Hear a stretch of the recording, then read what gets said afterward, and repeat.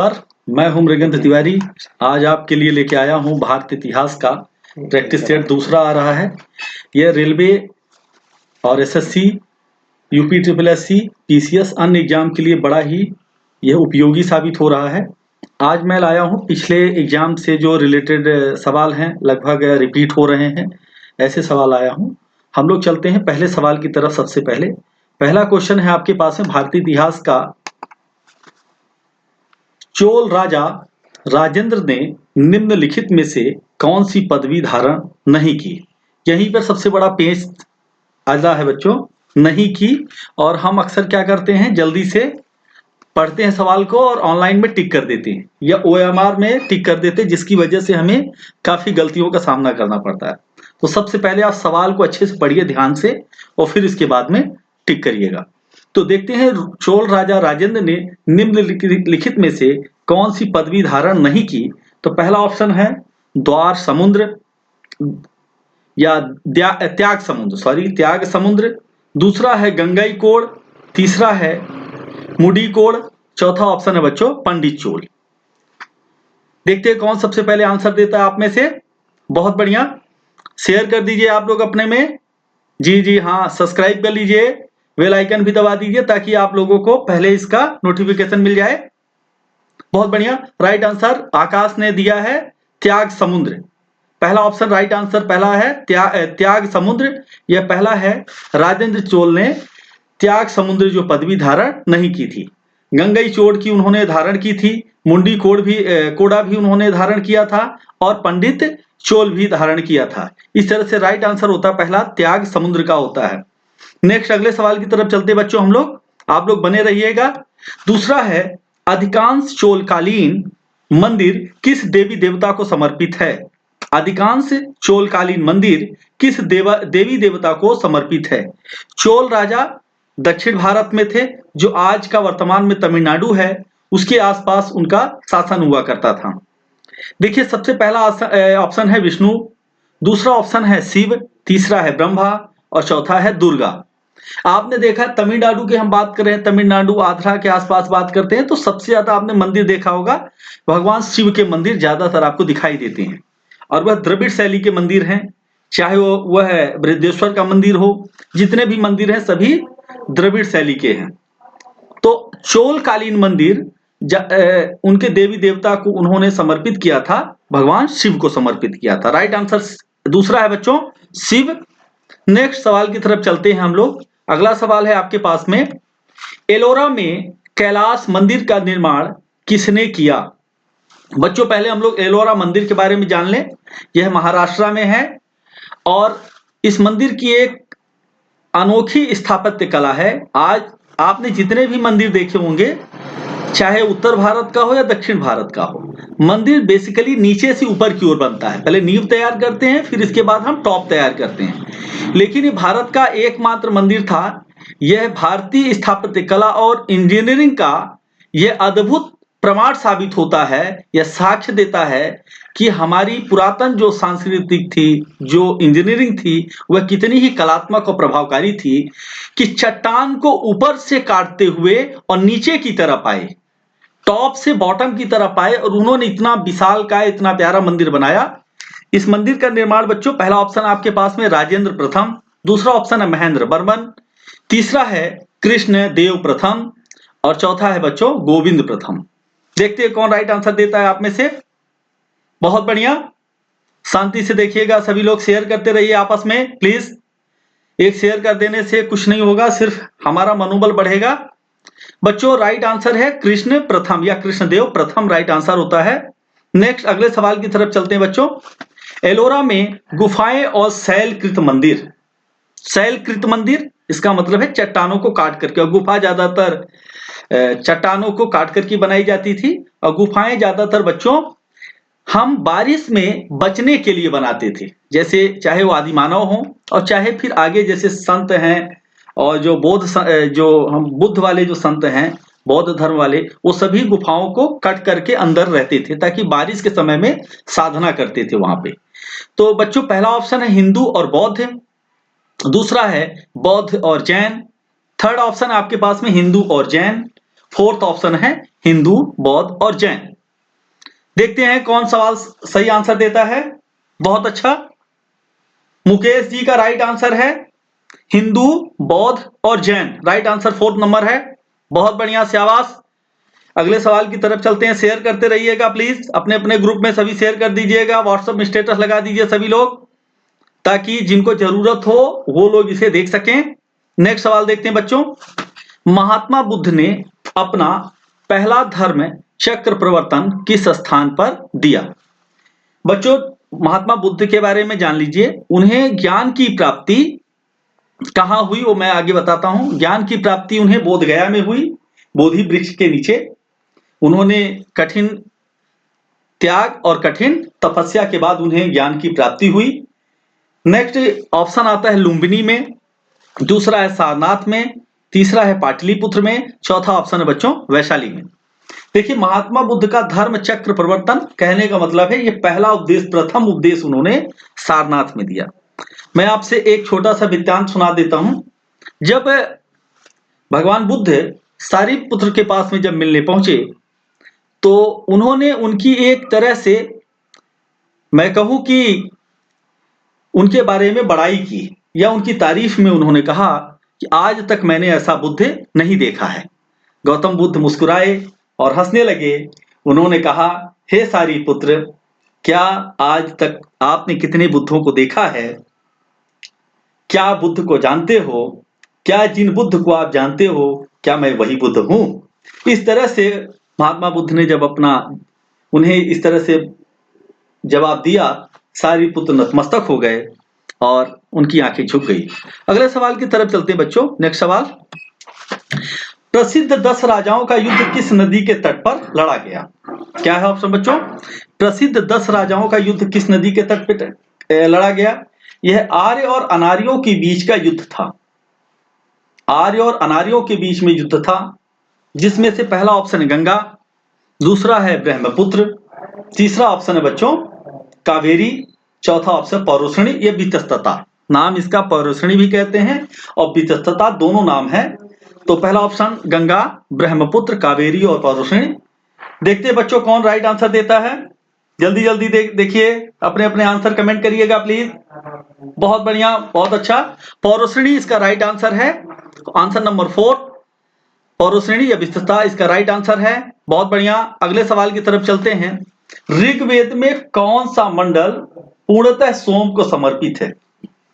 यदि वेद की बात करते हैं तो बच्चों सबसे पहले वेद कितने होते हैं? 4 वेद हैं, ऋग्वेद, यजुर्वेद, सामवेद और अथर्ववेद। ऋग्वेद में मंत्र हैं, ऋचाएं हैं। यजुर्वेद में युद्ध कला है, धनुर्विद्या के बारे में है। सामवेद में संगीत के बारे में है।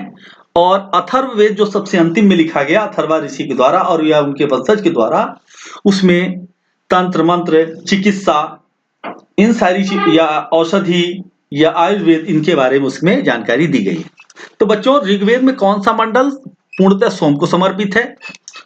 सोम या सुरा, सोम देवता भी हैं। पहला मंडल है पहला ऑप्शन है 7वां मंडल, दूसरा है 8वां मंडल, तीसरा है 9वां मंडल और चौथा क्या है? 10वां मंडल। राइट आंसर है बच्चों, देखिएगा आप लोग, 9वां मंडल सोम को समर्पित है, पूर्ण रूप से सोम देवता को 9वां जो है समर्पित है। 10वां मंडल और पहला मंडल दोनों ऋग्वेद का नया मंडल है, क्योंकि वो बाद में लिखे गए। अगले सवाल की तरफ आते हैं बच्चों। ऋग्वेद संहिता, देखिए वैसा ही सवाल है, थोड़ा सा सवाल में अलग तरीके से लिखा गया है। अक्सर ये पीसीएस में सवाल आते हैं। अभी पिछले जो बिहार पीसीएस में आया है था सवाल ऐसा ही, और एसएससी में आ रहा है, रेलवे में आ रहा है ऐसे सवाल। ऋग्वेद संहिता का एनटीपीसी का बड़ा ही यह पसंदीदा सवाल है। ऋग्वेद संहिता का 9वां मंडल पूर्णतः किसको समर्पित है? क्या है बच्चों? ऋग्वेद संहिता का 9वां मंडल पूर्णतः किसको समर्पित है? पहला ऑप्शन इंद्र और उनके हाथी को, दूसरा है उर्वशी व स्वर्ग को, तीसरा है पौधे और जड़ी बूटियों से संबंधित देवतागण को, और चौथा है सोम रस या उससे पेय से नामांकित देवता को। बच्चों, सोम देवता या उससे जो है संबंधित पेय पदार्थ, इससे संबंधित ऋग्वेद संहिता का 9वां मंडल पूर्णतः उसको समर्पित है। बहुत बढ़िया। अगले सवाल की तरफ चलते बच्चों। गायत्री मंत्र किस पुस्तक में मिलता है? पहला ऑप्शन है उपनिषद, दूसरा है भगवत गीता, तीसरा है ऋग्वेद, चौथा है यजुर्वेद। बच्चों पहला क्या है? उपनिषद, भगवत गीता, ऋग्वेद और यजुर्वेद। राइट आंसर है ऋग्वेद में गायत्री मंत्र के बारे में है, और गायत्री मंत्र के जो रचयिता हैं ये तीसरे मंडल में है गायत्री मंत्र। आप लोग नोट भी करते रहिएगा अपने पास में, रफ और एक पेन जरूर रखिएगा। तीसरे मंडल में है और इनके जो लेखक हैं वो विश्वामित्र हैं। विश्वामित्र में माता गायत्री के बारे में उन्होंने लिखा। जब वह मन से विक्षिप्त थे, दुखी थे, तो उन्हें ज्ञान की प्राप्ति के लिए कठोर उन्होंने तप किया। तप करने के बाद उन्होंने माँ गायत्री के उनके गुणगान में उन्होंने ऐसा मंत्र लिखा और माँ गायत्री प्रसन्न होकर उन्हें आशीर्वाद प्रदान करती हैं। अगले सवाल की तरफ चलते बच्चों। बोध गया में बोधि वृक्ष अपने वंश की किस पीढ़ी का है? देखिएगा बड़ा ही इंटरेस्टिंग सवाल है बच्चों। बोध गया में बोधि वृक्ष अपने किस पीढ़ी का है? क्योंकि जब पहला वृक्ष था, जब भगवान को ज्ञान प्राप्ति हुआ, उस समय पर जो वृक्ष था, इसके बाद शशांक ने युद्ध के बाद उस वृक्ष को कटवा दिया था। इसके बाद और भी वृक्ष धीरे धीरे किसी वजह से नष्ट होते चले गए। लेकिन जब उसमें चौथी पीढ़ी का जब आया, सॉरी मैं कहता हूं तीसरी पीढ़ी का जो वृक्ष था, उसको अशोक ने उनकी टहनियों को भेजा था अपने पुत्र और पुत्री को श्रीलंका में बौद्ध धर्म के प्रचार के लिए। तो वह उसी टहनी से श्रीलंका में वृक्ष लगा था और वही टहनी का वृक्ष बाद में भारत में लगा। जब वो टूटने के बाद कहते हैं कि उस समय पर श्रीलंका में 1876 में वृक्ष किसी वजह से आपदा की वजह से टूट गया था। तो 1880 में नए सिरे से लगाया गया था। यह चौथी पीढ़ी का वृक्ष है। तो राइट आंसर है, विवादित प्रश्न भी है लेकिन फिर भी ये चौथी पीढ़ी का है। विश्व का सबसे ऊंचा कहा जाने वाला विश्व शांति स्तूप बिहार में कहां पर है? राइट पहला आंसर है बच्चों वैशाली में, दूसरा है नालंदा में, तीसरा है राजगीर में, चौथा है पटना में। देखते हैं बच्चों कौन सा सही आंसर देता है। बहुत बढ़िया। राजगीर में सबसे ऊंचा शांति स्तूप है। इस शांति स्तूप सफेद कलर का संगमरमर से बना हुआ है। चारों तरफ बुद्ध की प्रतिमाएं भी हैं। इस तरह से यह आंसर आपका तीसरा राइट आंसर होता है राजगीर। अगले सवाल की तरफ चलते हैं बच्चों हम लोग। नालंदा विश्वविद्यालय के संस्थापक कौन थे? नालंदा विश्वविद्यालय, नालंदा नाम से बिहार में जिला भी है और अभी हमारे प्रधानमंत्री ने नालंदा विश्वविद्यालय को मॉडर्नाइज किया, नए सिरे से स्थापित किया। अभी उसका उन्होंने प्रारंभ करा दिया, इंटरनेशनल विश्वविद्यालय है। तो उसमें पहला ऑप्शन है चंद्रगुप्त विक्रमादित्य ने, दूसरा है कुमारगुप्त ने, तीसरा है बच्चों धर्मपाल ने, चौथा है पुष्यमित्र शुंग ने। देखते हैं कौन सही आंसर देता है बच्चों। बहुत बढ़िया। मनोज जी का राइट आंसर है कुमारगुप्त। नालंदा विश्वविद्यालय के संस्थापक कुमारगुप्त थे। और एक और मैं इसी पे एक और आंसर बता देता हूं, अक्सर आता है बच्चों। धर्मपाल ने विक्रमशिला विश्वविद्यालय की स्थापना की थी। लिख लीजिए, नोट कर लीजिएगा, एक से दो चीजें। और चंद्रगुप्त विक्रमादित्य की बात करते हैं तो इतिहास में कितने चंद्रगुप्त विक्रमादित्य हुए बच्चों? 14 विक्रमादित्य इतिहास में हुए। कुल कितने हुए? 14 विक्रमादित्य। जिस विक्रमादित्य के बारे में हम लोग ज्यादा जानते हैं वो विक्रमादित्य कौन थे? द्वितीय थे। अगले सवाल की तरफ चलते हैं बच्चों। नव नालंदा, नव क्या है? नया है। नालंदा महाविहार किसके लिए विख्यात है? पहला ऑप्शन है बच्चों ह्वेनसांग स्मारक के लिए, दूसरा है महावीर का जन्म स्थान था, तीसरा है पाली अनुसंधान संस्थान, चौथा संग्रहालय। देखिए बच्चों, मैं नव नालंदा बिहार के बारे में एक छोटी सी बात बता देता हूं आपको, पहले जान लीजिए। 1951 में हमारे देश के राष्ट्रपति, प्रथम राष्ट्रपति स्वर्गीय डॉक्टर राजेंद्र प्रसाद जी ने इस जगह का उन्होंने उद्घाटन कराया और यह है पाली भाषा की अनुसंधान संस्थान है।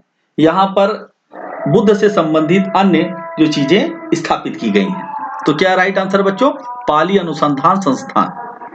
अगले सवाल की तरफ चलते हैं बच्चों। महावीर स्वामी का जन्म कहाँ हुआ?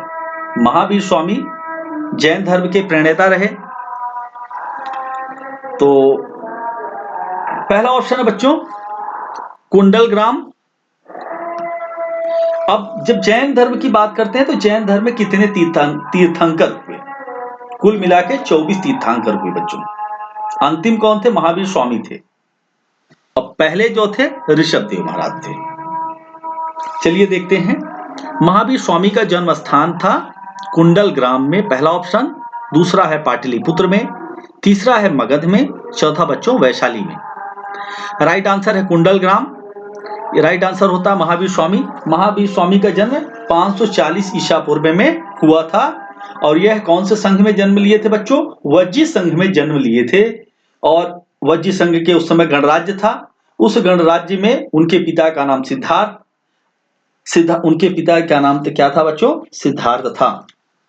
अगले ऑप्शन की तरफ चलते हैं। पाटलिपुत्र के संस्थापक कौन थे?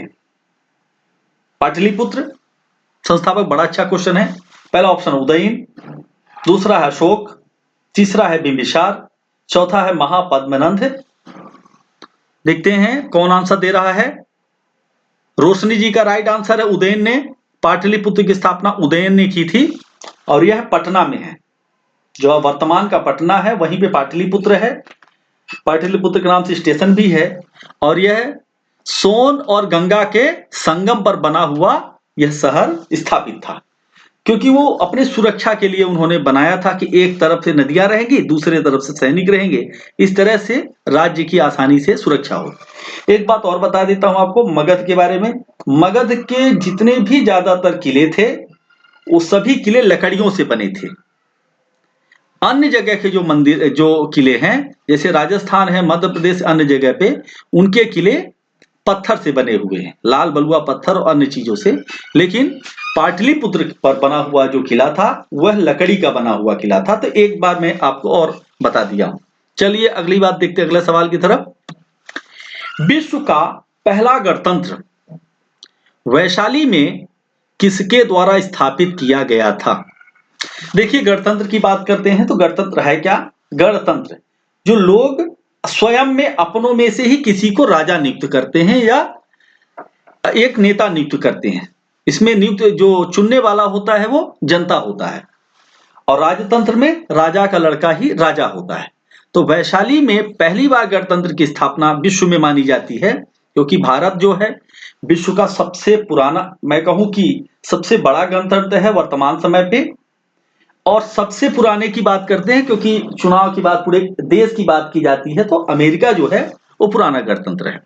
और सबसे बड़ा गणतंत्र विश्व का कौन है? भारत है।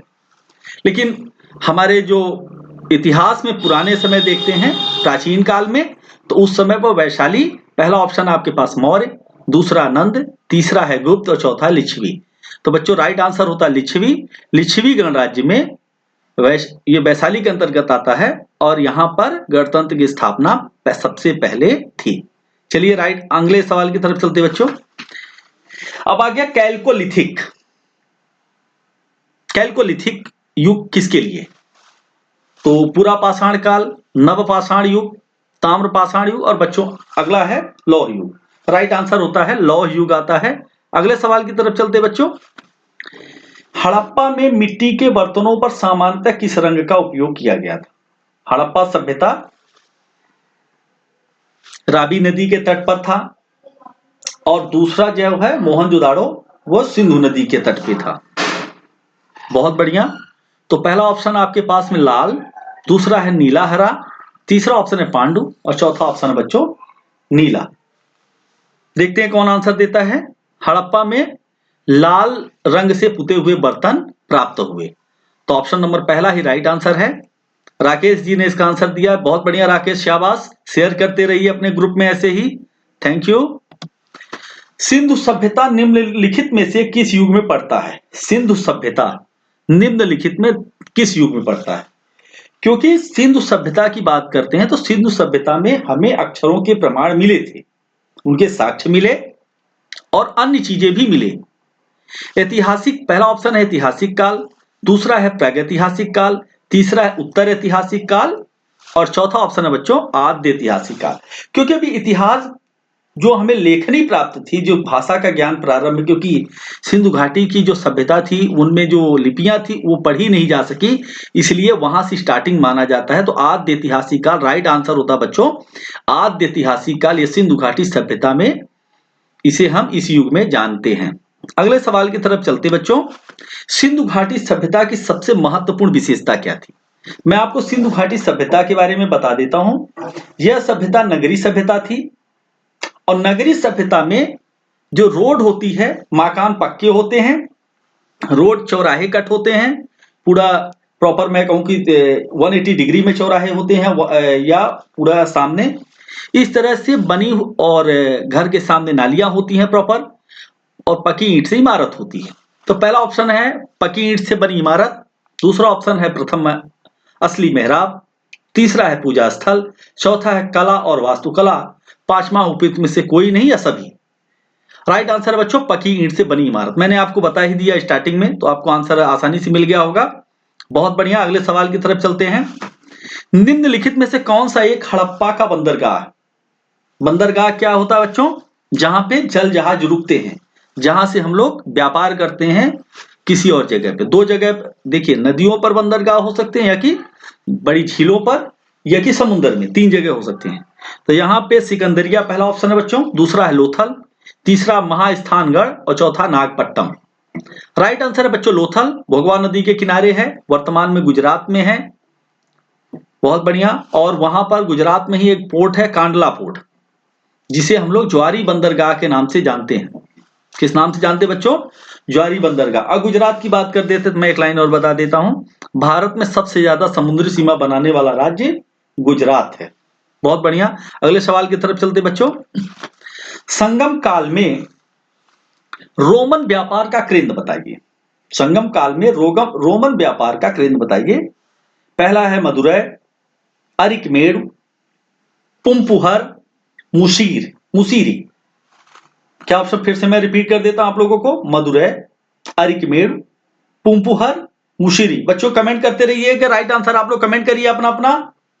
बहुत बढ़िया, आपने देखा है संगम काल में अरिकमेरु राइट आंसर है, जो कि वर्तमान में पांडिचेरी में है या पुडुचेरी में है, और यह केंद्र शासित प्रदेश भी है पुडुचेरी, और उस जगह पर अरिकमेरु नामक स्थान पर व्यापारिक केंद्र पाया गया।